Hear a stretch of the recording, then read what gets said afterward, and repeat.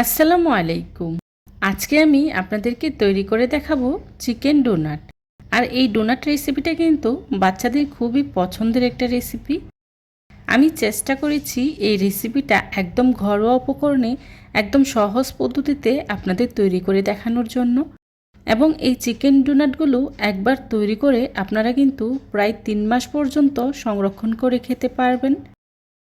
আশা করছি আমার আজকের এই রেসিপিটি আপনাদের কাছে খুবই ভালো লাগবে। যদি ভালো লেগে থাকে তাহলে অবশ্যই একটি লাইক দিয়ে পুরো ভিডিও জুড়েই আমার পাশেই থাকবেন প্লিজ। সো কথা না বাড়িয়ে চলুন তাহলে মূল রেসিপিতে। আজকের এই মজাদার চিকেন ডোনাট তৈরি করার জন্যে প্রথমে আমি এখানে নিয়েছি 2টি চিকেন ব্রেস্ট পিস। আর এই চিকেন ডোনাট তৈরি করার ক্ষেত্রে কিন্তু অবশ্যই বোনলেস চিকেনটাই ব্যবহার করতে হবে। এই পর্যায়ে মুরগির মাংসটাকে আমি ছোট ছোট কিউব করে কেটে নিচ্ছি, এতে করে ব্লেন্ড করতে সুবিধা হবে। আমি এখানে 500 গ্রামের মতো হাড়ছাড়া মুরগির মাংস নিয়েছি। মাংসগুলো কেটে নেওয়া হয়ে গেলেই একটি ব্লেন্ডার জারে নিয়ে নিচ্ছি। তার সাথে দিয়ে দিচ্ছি কাঁচামরিচ 5-6টার মতো, দিয়ে দিচ্ছি ধনিয়া পাতা কুচি, আর দিয়ে দিচ্ছি আলু একটি। আলুটাকে আমি আগে থেকেই সিদ্ধ করে নিয়েছি। দিয়ে দিচ্ছি বড় সাইজের একটি পেঁয়াজ, আর দিয়ে দিচ্ছি ছোট সাইজের 3 টুকরো আদা, দিয়ে দিচ্ছি আস্ত রসুনের কোয়া 5টি, আর দিয়ে দিচ্ছি 1 চা চামচ লাল মরিচের গুঁড়া।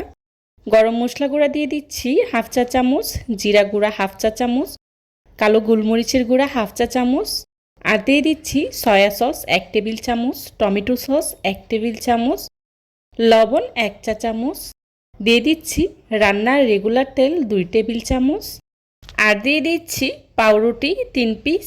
আমি এখানে 3 পিস পাউরুটি ব্যবহার করেছি, আপনারা আপনাদের মাংসের পরিমাণ অনুযায়ী ব্যবহার করবেন। এবার সব কিছুকে আমি একসাথে খুব ভালো করে ব্লেন্ড করে নেব। মুরগির মাংসটাকে ব্লেন্ড করার সময় খেয়াল রাখতে হবে যাতে করে কোনো প্রকার পানি না থাকে। যদি পানি থাকে তাহলে কিন্তু ডোনাটের মিশ্রণটা নরম হয়ে যেতে পারে। সবগুলো উপকরণ একসাথে আমি খুব ভালো করে ব্লেন্ড করে নিয়েছি, দেখতেই পাচ্ছেন। এখন আমি একটি পাত্রে ঢেলে নিচ্ছি। ডোনাটের মিশ্রণটাকে আমি একটি পাত্রে ঢেলে নিয়েছি। এখন ডোনাট তৈরি করার পালা। ডোনাট তৈরি করার জন্য প্রথমে আমি হাতে কিছুটা তেল লাগিয়ে নিচ্ছি। হাতের তালুতেও আমি কিছুটা তেল লাগিয়ে নিয়েছি। এখন অল্প অল্প করে নিয়ে ডোনাটের শেপ তৈরি করে নেব। আমি যে পরিমাণে তৈরি করব সেই অনুযায়ী ড্র নিয়ে নিচ্ছি। আপনারা আপনাদের প্রয়োজন অনুযায়ী তৈরি করে নেবেন। দেখতেই পাচ্ছেন আমি কিভাবে তৈরি করে নিচ্ছি। এখন একটি কুকি কাটার দিয়ে মাঝখান থেকে কেটে নিচ্ছি, দেখতেই পাচ্ছেন। হাতের কাছে কুকি কাটার না থাকলে আপনারা চাইলে কিন্তু এই কাজটা হাতের সাহায্যেও করতে পারেন। আমি কিভাবে কাজটা করছি সেটা আপনাদেরকে দেখেই বুঝে নিতে হবে। আসলে এটা বলে দেওয়ার কিছু নাই। আমার একটি ডোনাট তৈরি করে নেওয়া হয়ে গিয়েছে। আপনাদের দেখার সুবিধার্থে আমি আরও একটি ডোনাট তৈরি করে দেখাচ্ছি। প্রথমে আমি অল্প কিছু পরিমাণে ডো নিয়ে নিচ্ছি, আর এভাবে হাতে চেপে চেপে ডোনাটের শেপটা তৈরি করে নিচ্ছি। একটি কুকি কাটার দিয়ে মাঝখান থেকে কেটে নিচ্ছি। দেখতেই পাচ্ছেন আমার আরও একটি ডোনাট তৈরি করে নেওয়া হয়ে গিয়েছে। আর সেমভাবে আমি সবগুলো ডোনাট তৈরি করে নিয়েছি। আপনারা চাইলে এই পর্যায়ে ডোনাটগুলোকে ডিপ ফ্রিজে সংরক্ষণ করে অনেক দিন পর্যন্ত খেতে পারবেন। আমার সবগুলো ডোনাট তৈরি করে নেওয়া হয়ে গিয়েছে। এবার ডোনাটগুলোকে আমি ব্রেড ক্রামে কোট করে নেব। তার জন্যে একটি বাটিতে নিয়ে নিচ্ছি ডিম একটি। এবার অল্প কিছুটা লবণ দিয়ে ডিমটাকে আমি খুব ভালো করেই একটি কাঁটা চামচের সাহায্যে ফাটিয়ে নিচ্ছি। আমার এখানে কিন্তু 2টি ডিম লেগেছে। আমি পরবর্তীতে আরও একটি ডিম ব্যবহার করেছি।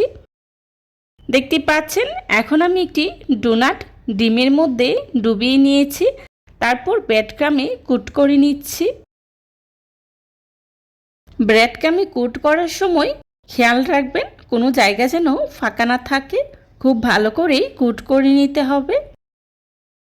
আমার একটি ডোনাট কোট করে নেওয়া হয়ে গিয়েছে। আপনাদের দেখার সুবিধার্থে আমি আরও একটি ডোনাট কুট করে নিচ্ছি। সেমভাবে আমি সবগুলো ডোনাট ব্রেড ক্রামে কোট করে নিয়েছি। এই পর্যায়ে আপনারা চাইলে ডোনাটগুলোকে ডিপ ফ্রিজে সংরক্ষণ করে 3 মাস পর্যন্ত খেতে পারবেন। আপনারা চাইলে রমজান মাসে ইফতারের জন্য এভাবে করে তৈরি করে সংরক্ষণ করে রাখতে পারেন। এই চিকেন ডোনাটগুলো কিন্তু তৈরি করা খুবই সহজ। অল্প সময়ে অল্প উপকরণে ঘরোয়া মশলায় খুব সহজেই তৈরি করে নেওয়া যায়।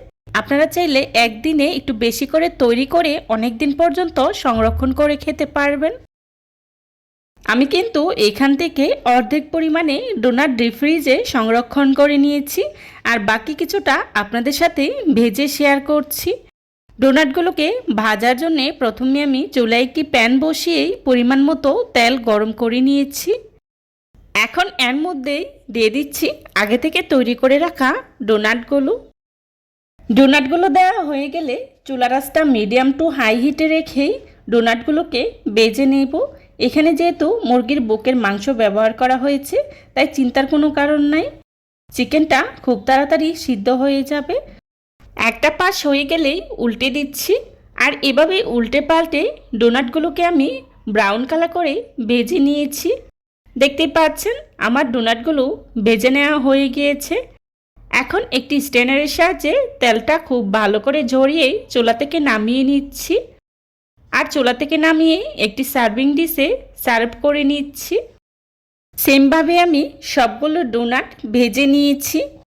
চেষ্টা করেছি খুবই সহজভাবে আজকের এই রেসিপিটি আপনাদের সাথে শেয়ার করার জন্যে।